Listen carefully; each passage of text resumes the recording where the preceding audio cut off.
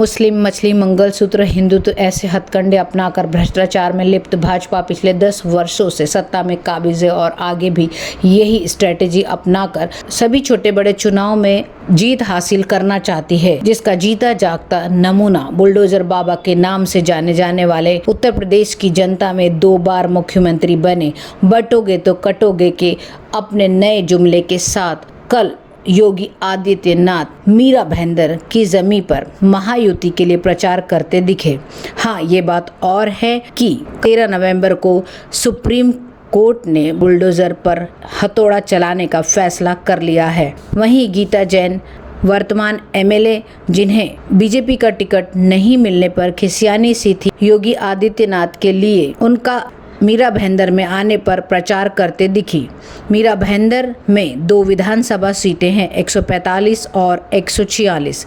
अगर हम 146 देखें तो वहां पर 3 बार से एमएलए प्रताप सरनाइक जीत रहे हैं और चौथी बार भी जीतने के पूरे आसार नजर आ रहे हैं, क्योंकि 146 विधानसभा सीट पर ऐसा कोई भी दमदार उम्मीदवार नहीं है जो उनकी जीत पर पानी फेर सके। अब बात करते हैं 145 विधानसभा सीट की, जिसमें पिछली बार यानी कि 2019 की तरह इस बार भी कई उम्मीदवार हैं, लेकिन अगर कांटे की टक्कर हम देखते हैं तो पूर्व एमएलसी सैयद मुजफ्फर हुसैन, एमएलए गीता जैन और पूर्व एमएलए नरेंद्र मेहता के बीच में ही दिखाई दे रही है। बाकी उम्मीदवार ज़्यादा प्रचार करते हुए नहीं दिख रहे हैं और एक दूसरे के साथ ये तीनों के तीनों ही आरोप प्रत्यारोप के दौर में भी चलते दिखाई दे रहे हैं। अगर हम बात करें गीता जैन की, तो पहले भी वह अपक्ष चुनाव लड़कर एमएलए बनी थी और इस बार भी वह अपक्ष ही उम्मीदवार के तौर पर अपने चुनावी चिन्ह बैट के साथ पिच पर नजर आ रही हैं। रोज सभाएं कर रही हैं और साथ में पुलिस और नेताओं के साथ हंगामे का चुनाव प्रचार भी वह कर रही हैं। अरे हिम्मत है तो मूवी में बैठे सवार करिए, मैं बैठी हूँ यहाँ, आज भी बोल दीजिए मैं अभी भी यहाँ बैठी हूँ।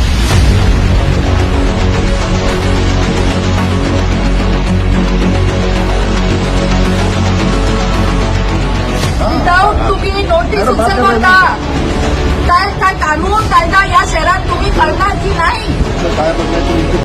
कहने का मतलब यह है कि नरेंद्र मेहता से उनका आरोप प्रत्यारोप का सिलसिला रोज दिन ब दिन सामने आता जा रहा है। वहीं नरेंद्र मेहता गीता जैन के सवाली लड़ाई में जवाब देते नजर तो आ ही रहे हैं। साथ में वह मीरा भाईंदर में अपने चुनावी प्रचार के लिए बीजेपी नेता स्मृति ईरानी, मनोज तिवारी, योगी आदित्यनाथ जैसे चेहरे मीरा भाईंदर में चुनाव प्रचार के लिए उतार चुके हैं और अपनी पूरी ताकत लगा रहे हैं इस चुनाव को जीतने की। अगर हम तीसरे उम्मीदवार सैयद मुजफ्फर हुसैन को देखें तो वह 2 महीने से जनता के बीच जाकर प्रचार करते नजर आ रहे हैं। कहीं वह नवरात्रि के पंडालों में शामिल हो जाते हैं, तो कहीं मंदिरों में, तो कहीं कॉलेज में बच्चों के बीच, तो कहीं क्रिकेट के मैदान में। यह बात सच है कि मुजफ्फर हुसैन का अंदाज़ कुछ अलग है दूसरे उम्मीदवारों से। साथ में हम ये भी आपको बताते चले कि वह अपने प्रचार में पिछले 10 सालों का सत्ता में काबिज नेताओं ने जनता के लिए क्या किया जैसे सवालों का जवाब भी मांग रहे हैं।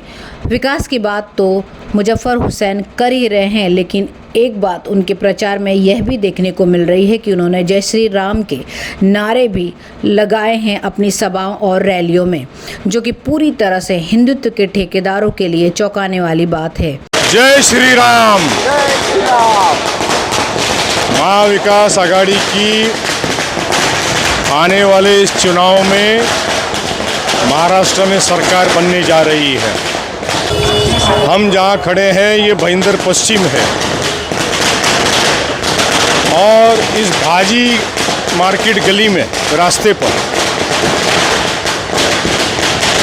नगर परिषद बनी उससे पहले से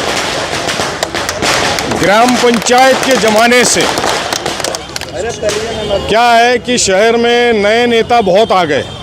मेरा कर्म ही मेरा धर्म जैसे स्लोगन के साथ वह अपनी विधानसभा सीट पर चुनावी प्रचार करते नजर आ रहे हैं। 2019 से ज़्यादा इस बार ये तीनों उम्मीदवारों में कांटे की टक्कर नजर आ रही है। अब देखना सच में बहुत ही दिलचस्प होगा कि 23 नवंबर को वाकई जनता को विकास प्रगति जैसी बातों से फर्क पड़ता है और वह शिक्षा को लेकर भविष्य की ओर बढ़ना चाहते हैं या फिर सिर्फ 2024 से लेकर 2029 तक धर्म का चोला ओढ़कर चुपचाप कट्टरवाद की दलदल में दबे रहना चाहते हैं।